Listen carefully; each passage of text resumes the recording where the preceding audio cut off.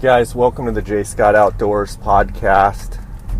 I've got an interesting scenario. I've got a podcast listener, an Instagram follower that has a Coues deer hunt that starts tomorrow morning. And he is out scouting and has found a good buck, a buck that he wants to shoot. And he's asking me a little bit of advice on what he should be doing. And so what I've been telling him is that the plan, if I were him, my plan would be to, let me set the scenario. So he glassed a good buck up. It was on a south-facing slope. It dropped down kind of in a pocket. We're on a northwest-facing thicker ridge. And he can't see them. He actually has to move position to be able to see the buck. The buck has no idea he's there.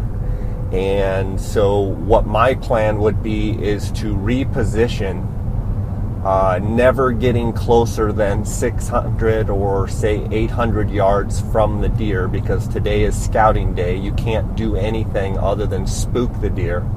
If you spook him today, your likelihood of bumping him out of the area is very high, or bumping him where you can't find him for a few days is very high. So stay away from the buck, number one, but get yourself in a position that you can have good vantage to see where the buck is going to get up this afternoon or this evening. Now keep in mind, on these early Coues deer hunts and on a lot of Coues deer hunts, a lot of times in the afternoons they might not even get up. They might lay in their bed until dark.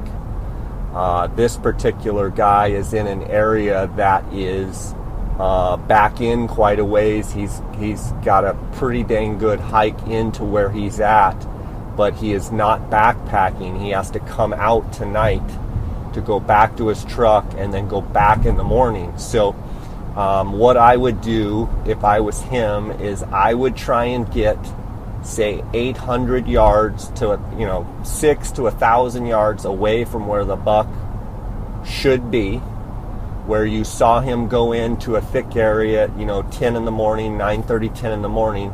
Pretty good bet that he's going to go in there in bed somewhere.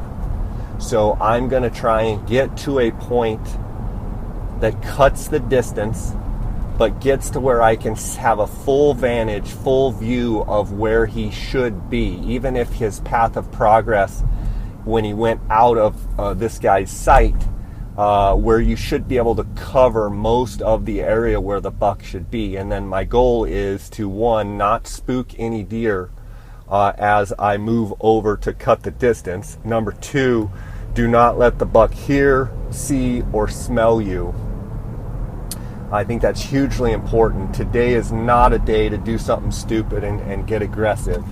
But if you can get where the buck is bedded and try and pick apart the brush where you think the buck is, try and pick him out in the bed and watch him until pitch black dark tonight. My bet is he will get up. It's around noon right now. It's around 11:15 right now. My bet is that he will not get up until probably around 2 o'clock. He will get up for maybe 5 minutes. He will reposition very close to where he's bedded right now.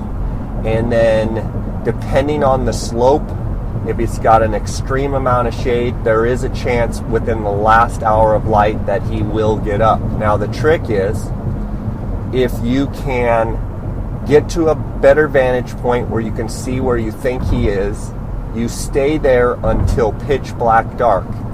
Watch the buck. If you catch the buck in his bed, then you just sit there and watch the buck. Watch what he does.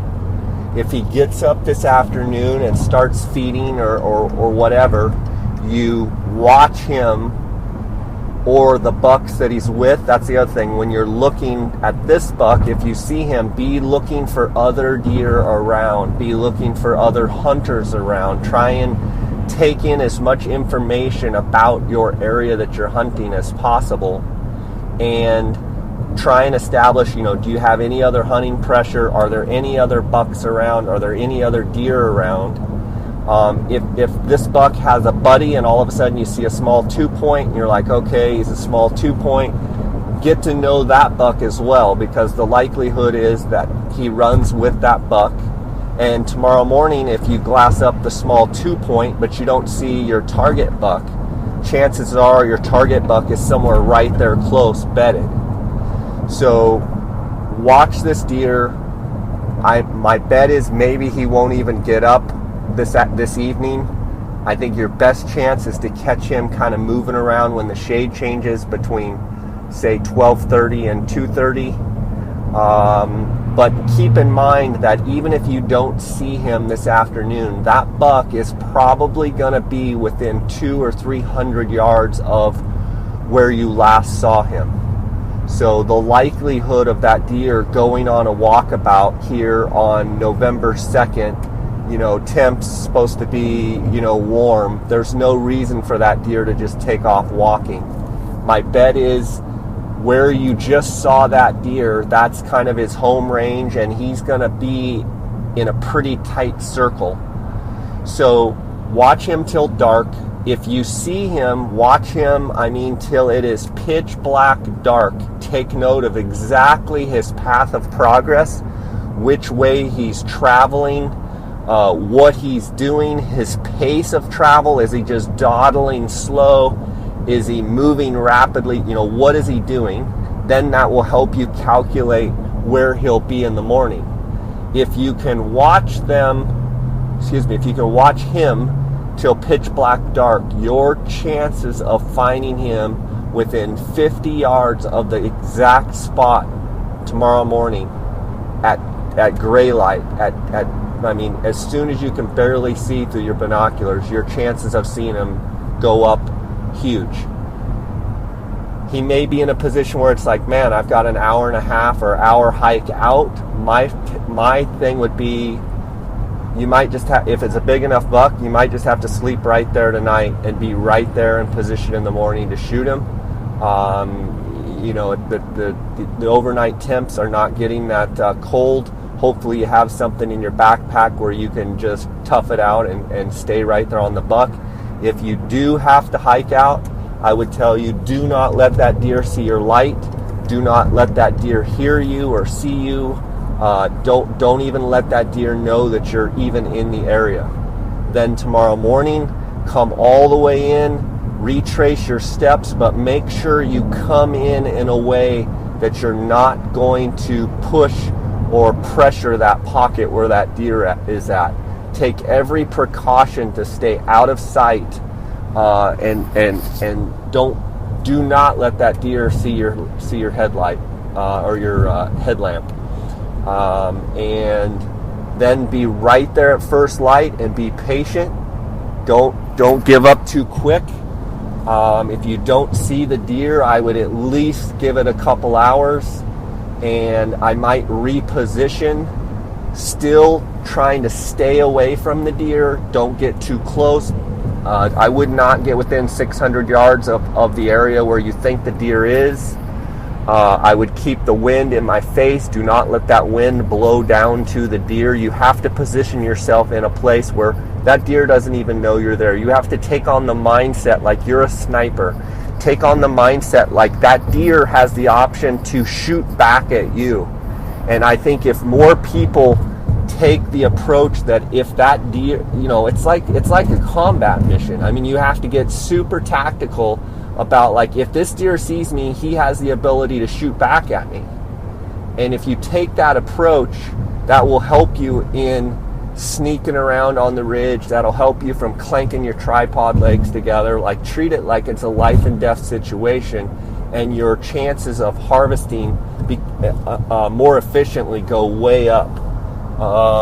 And in the morning, look and look and look. If you don't see him, don't think, well, he's not here. Think, he's here, but he's still bedded and I just can't see him.